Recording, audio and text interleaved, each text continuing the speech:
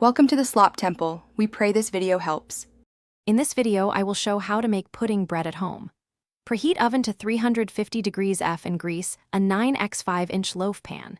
Tear bread into bite-sized pieces and set aside. Whisk eggs, milk, sugar, vanilla, and a pinch of salt until smooth. Stir in spices and any add-ins like raisins or chocolate chips. Pour custard over bread, press gently, let soak for 15 minutes, then bake until golden. Gather your ingredients before you start to keep the process smooth and fun. Cube about 6 cups of day-old bread so the custard soaks evenly.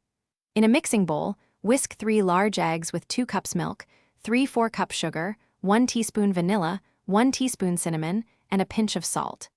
Add any optional mix-ins like chocolate chips or chopped fruit to personalize the loaf before soaking and baking. If you are finding this video helpful, please subscribe and like for more easy recipes. Quick recommendation: bring your space to life with the Echo Dot smart speaker, which plays music, sets hands-free timers, and keeps recipes audible while you bake, all without juggling your phone. It fits neatly in any kitchen and brightens busy baking sessions. Check the description for the link and other deals. Now let's get back to the video. Start by combining the cubed bread and custard in a large bowl so everything gets coated. Press the mixture into the prepared loaf pan to help the custard sink into the bread. Allow it to rest for 15 minutes so the bread absorbs moisture evenly. Bake at 350 degrees F for 40 to 50 minutes, checking for a golden top and a knife that comes out mostly clean.